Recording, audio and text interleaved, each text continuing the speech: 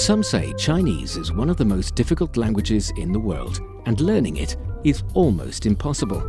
So learning Chinese, the most difficult thing. 非常非常非常非常非常难 So I'm sort of tone deaf.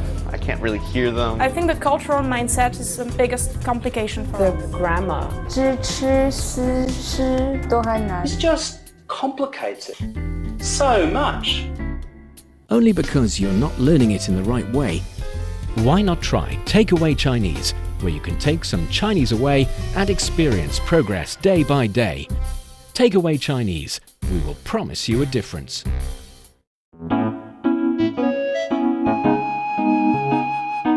Welcome to Takeaway Chinese. I'm Nian Hongling, and joining me today, Steve Hatherley. Hello, Steve. 中午好 Oh, hey, you've learned something new, not from the previous episode. So yes, I'm moving through different parts of the day, of the 24-hour day, and picking up an expression or two along the way. So That's very nice. yeah, so good morning, 早上好, and good afternoon, 中午好.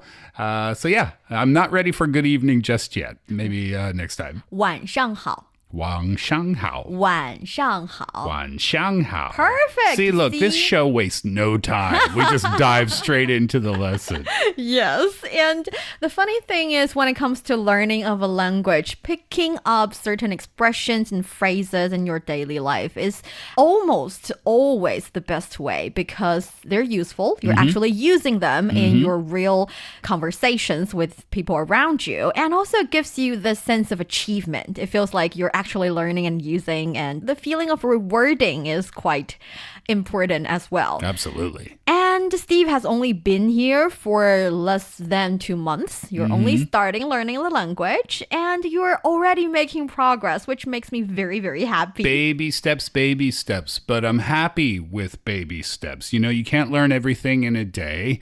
As long as you're adding maybe a few pieces of vocabulary and a few expressions, or maybe learn a grammar structure, one grammar structure a week, something like that. Slow and steady wins the race. That's the English expression, right? Yes. And in Chinese, we also say 不积跬步，无以至千里；不积小流，无以至江海. That's a lot longer than the English expression. That's actually a good example of some future points I'd like to make about the Chinese language. That is, we have a really long history. The language has a really long history. We've been using it for thousands of years, which means there are a lot of set phrases. There are a lot of sentences from poems, from classics that we can still use, still cite today.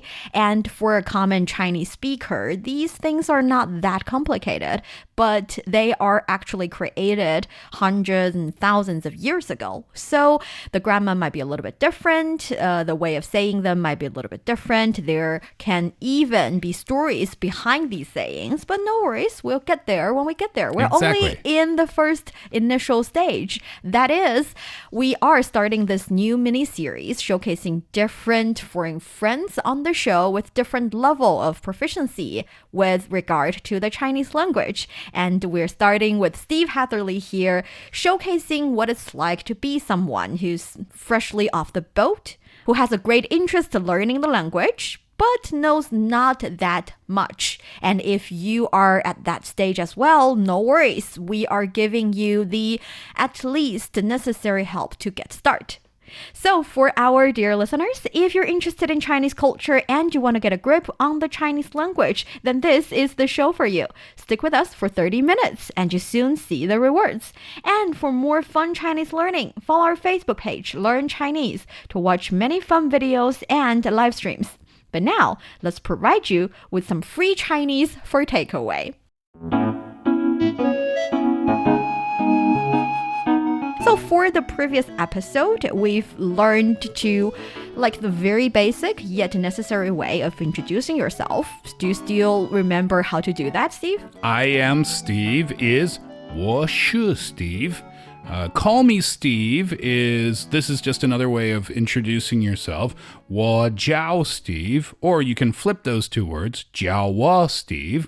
I also learned nice to meet you. This one's a little bit difficult, and I'd like to ask for a review lesson on this one very quickly, please. Nice to meet you, happy to see you is 很高兴见到你. It's actually perfect. Oh, thank you. And then one more fun one. This was the most fun one, I think. Lucky to meet you is 幸会. 幸会. 幸会,幸会. You can say it Yes, twice or you 3 say it times twice, if you want yes. to. Oh, it was specifically twice. Mostly twice. Okay, gotcha. Yeah, so those are the things that I picked up on episode 1. Yes, so that's episode 1 for Steve, and maybe for those of you who are starting to learn the language. And one thing I am really commonly asked by people who do not know how to speak Chinese here in China is, how do I say I don't speak Chinese? It's a really useful, ironically perhaps, a really useful thing to know.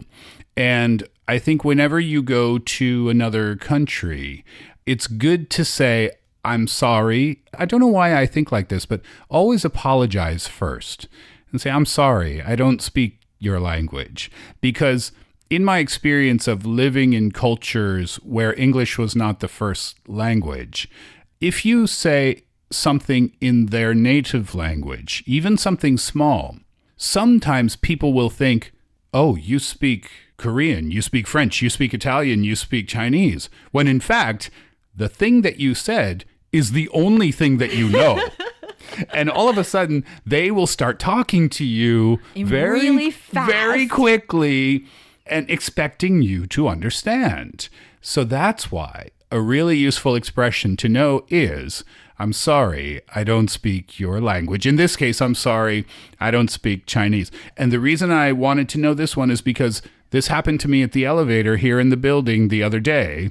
On the first floor, there was a very friendly gentleman downstairs, and he looked at me and he said, ni hao. I said, ni hao. And then all of a sudden, he just started talking. And I didn't know how to say, oh, I'm sorry, I don't speak Chinese. I didn't know how to say that. So today I'm going to learn that one. Aw, look at you already making friends even though you don't speak the language yet. Exactly. And I realized at that moment, oh, I need to know how to say this right now. You can use this expression everywhere.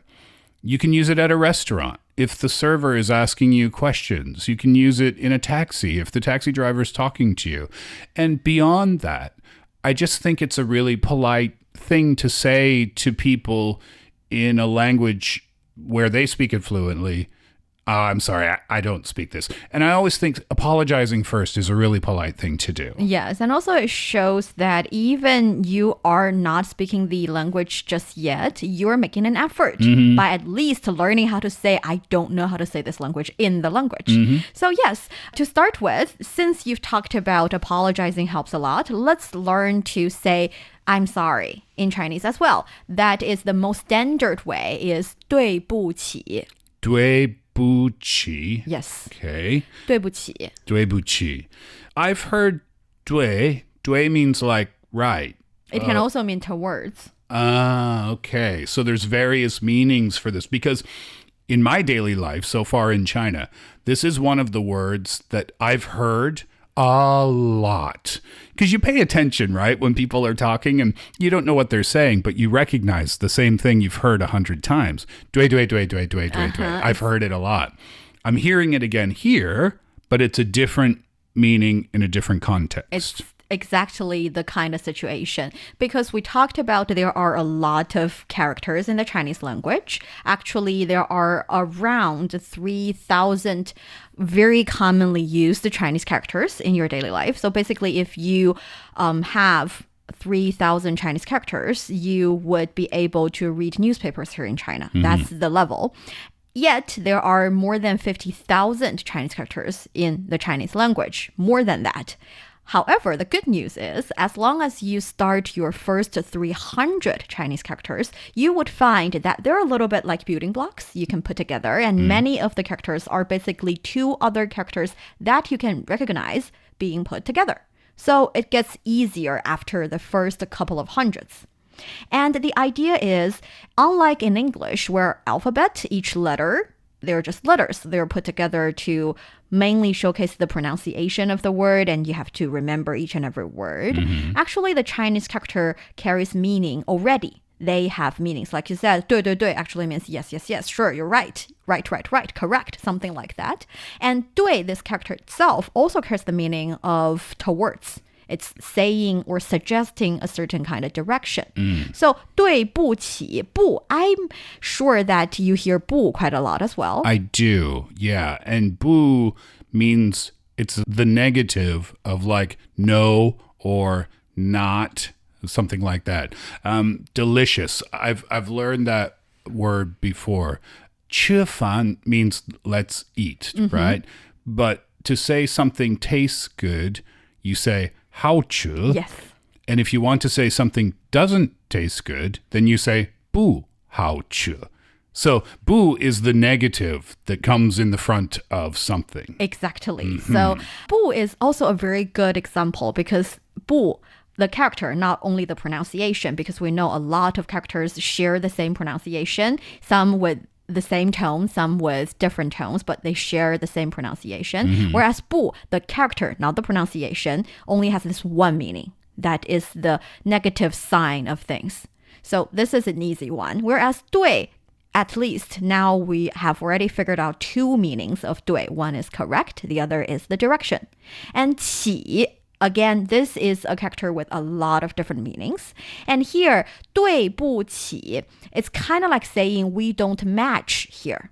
So you can imagine I'm saying I am not matching with you in a certain way. So here it's kind of like saying 对不起, I'm sorry because I'm not matching with your level in a certain way. Maybe I didn't contribute enough to this, or maybe I should have done this, but I didn't.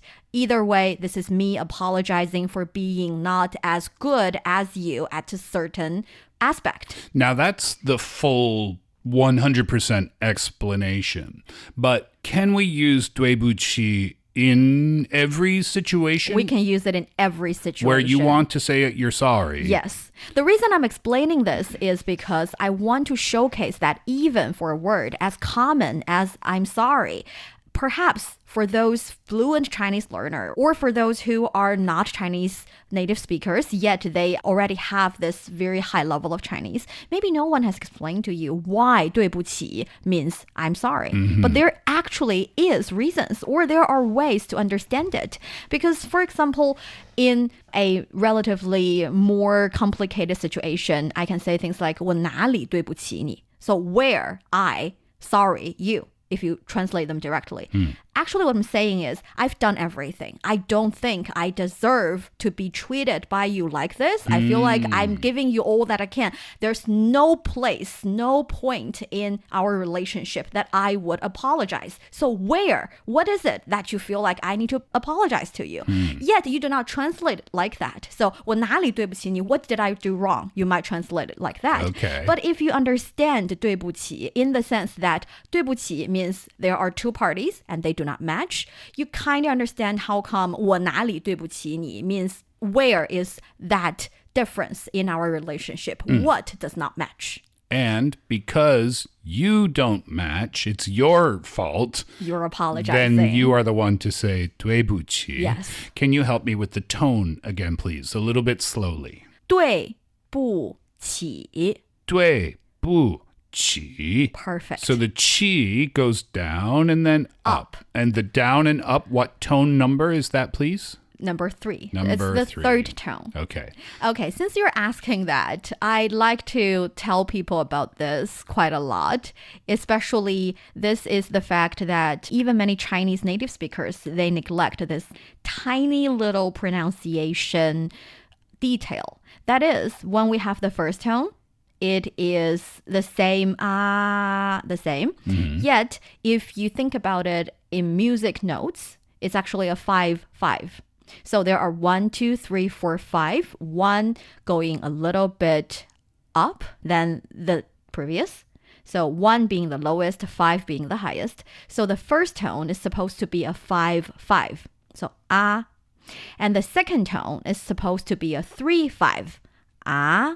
It's a combination of the different levels. Yes. Okay. And the third tone is supposed to be a 2-1-4.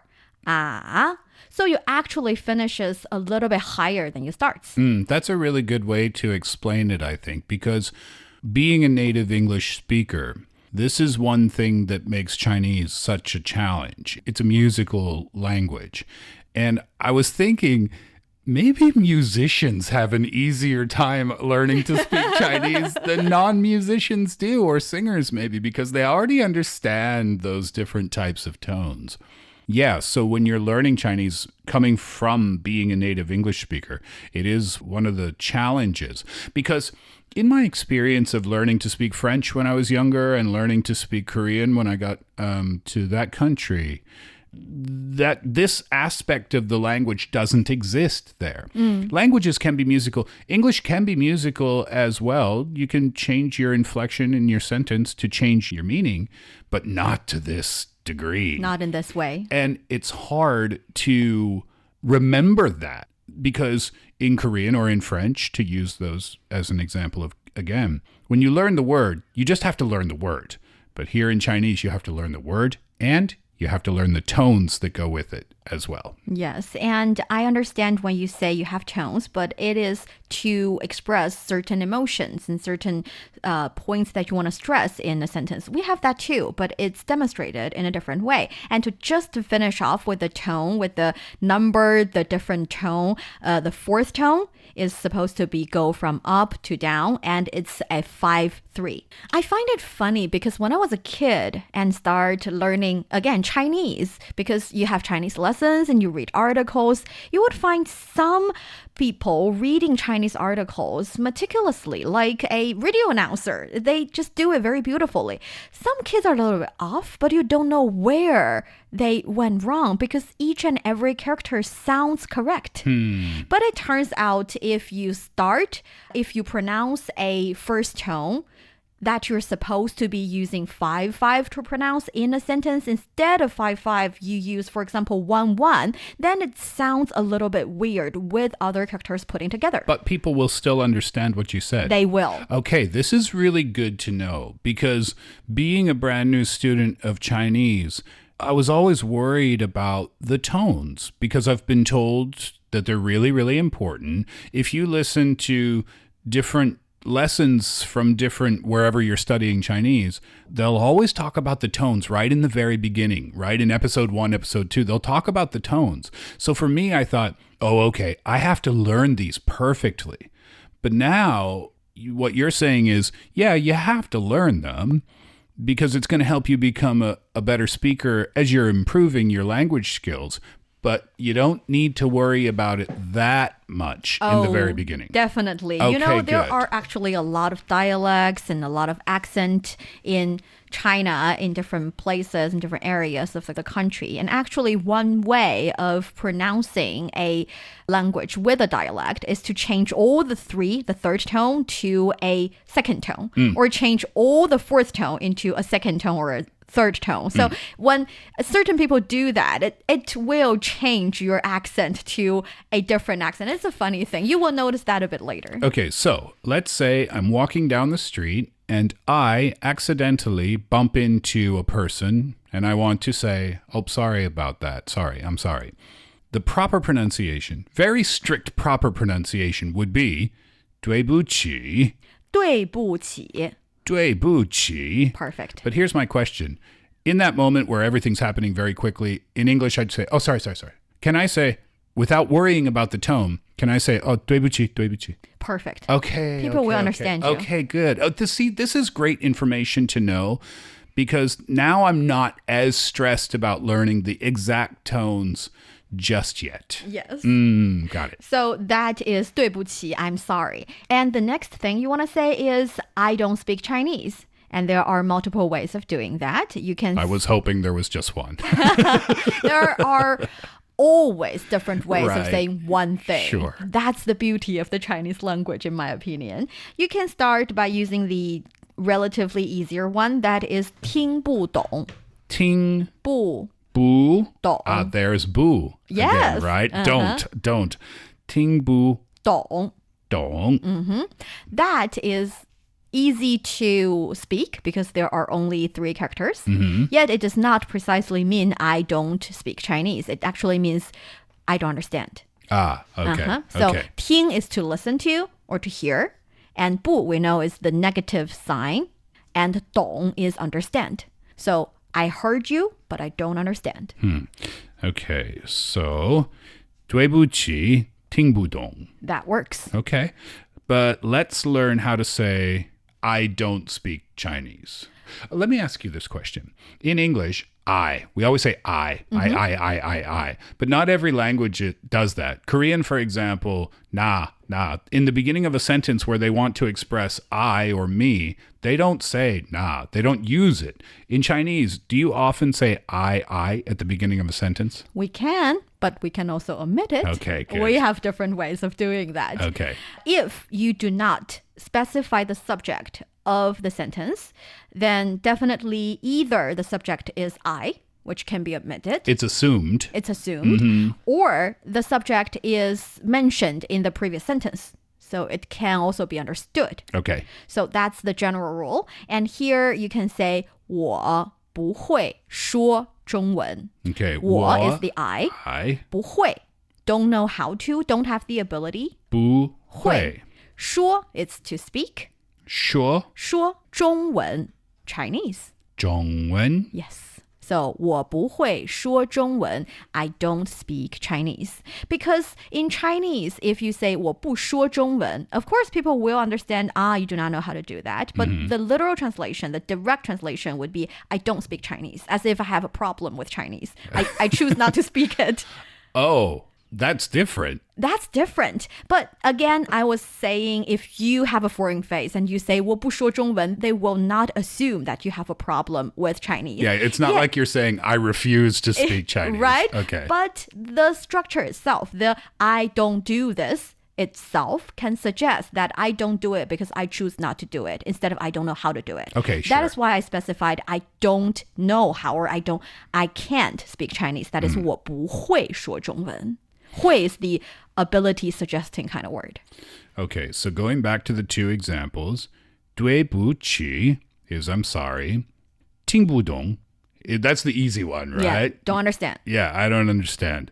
But if you want to say more specifically, if you don't speak the language, then 对不起,我不会说中文. Perfect. Actually, I think you have a talent here. You can pronounce the words relatively precise. I mean, the pronunciations are almost always perfect. The tone thing, we can work with it, but the pronunciation is quite good already. Do you know what's really funny that I'm noticing? That, you're helping me with the tones and the rhythm of the sentence now. And because you're helping me, I can follow along. But when I'm out in public and I'm trying to practice these, I find myself just guessing at the tones and just trying to be musical in some way, hoping that it's right when I know it's obviously wrong. It's not obviously wrong. I think you can remember them, especially after giving you the explanation of each tone actually should start from where if you're looking at a music note and stop at what place. I think it'll get easier. Good. It'll get easier. Okay. One more time. 对不起,听不懂,对不起,我不会说中文. Yes, that's actually perfect. Okay. And along those lines, if you want to communicate with people here in China, yet you do not really know any Chinese, even that you're learning really hard, one thing to do is to get out your phone, get a translator on your phone and start typing in whatever language you speak, and it can be translated into Chinese. And that is a really easy way to communicate if it's complicated conversation. Yeah. And what you want to do is to tell the other party that I'm going to do this. So you can say, wait a second, 等一等. Wait a second. Or just please wait. Wait a second or please wait. Yes, so 等 means to wait. Remember we talked about 幸会幸会. You repeat the word twice to lighten the tone. Actually, when there is a Chinese character or word that is already a verb and you want to say, I want you to do this, you can use that same logic. You can say 等等. It also means wait a minute. Wait. Wait, 等等. Yeah. Or you can use 等一等. So wait one wait. Okay. Right? It's like wait a bit, wait one wait. Or 等一下, wait for a moment. So these are simple ways of using one verb to form a sentence. Okay, so let's learn those again. So wait a second was 懂,等等. Yes, perfect. Okay, next. 等等. 等等 just means like wait. But not with a lot of hustle and rush. It's like just wait. It's a very common way of saying wait with no wait kind of. Just like wait. 等等. Is this polite? Yes. Okay. Situation. I'm at a restaurant and I'm trying to communicate with the waiter, but we get to a point where I can't say what I want to say. So I want to take out my phone and use the translator. And I want to let them know that I want them to wait for a second.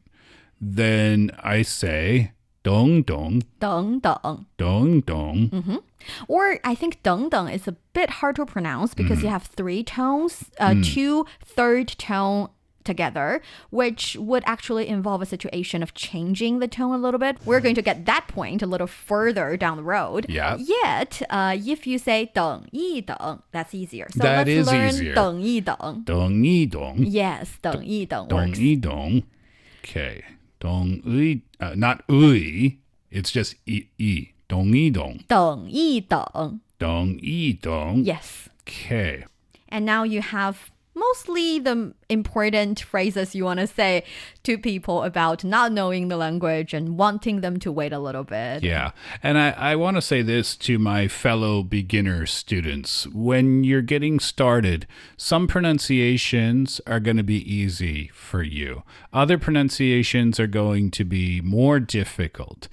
But don't get frustrated with the words that you can't quite perfectly pronounce. That I'm guessing and I'm hoping will come a little bit later. Yes. My point is, don't get too stuck on something. If you're having trouble pronouncing it, just be aware of it and you can come back and address that later. Exactly. And from today's examples, it's easier to see that actually when it comes to grammar, there are different rules, but I think the major one here in the Chinese language is that when it comes to a normal sentence, you use the subject, verb, object structure. For example, 我不会说中文. So 我 is I, 说 is the verb to speak. 中文 is Chinese. I speak Chinese. And you put 不会 there, meaning I do not know how to do that. And 我说中文, I speak Chinese. 我不说中文, I refuse to speak Chinese because I have a problem with the language. Just kidding. 我不会说中文, I don't know how to speak the Chinese language. And here it's easy to see already when we're putting the negative sign in the sentence, you put it directly in front of the verb.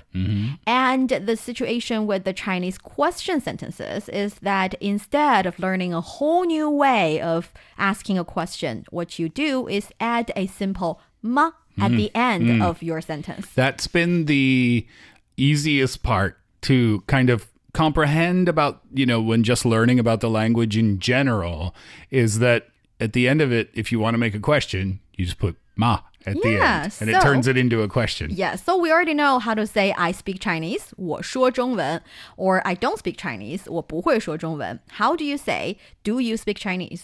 你会说中文吗? Perfect. That's already a perfect Chinese sentence. Yeah, because I took out 我, which is I, and I replaced it with 你, which is you, and then took out the 不, because that means don't. We don't need that here. Or you're being very mean and very to someone. Because you can't ask that question, right? You don't speak Chinese. You can actually ask that question. You can say... That would be... Oh, let me try.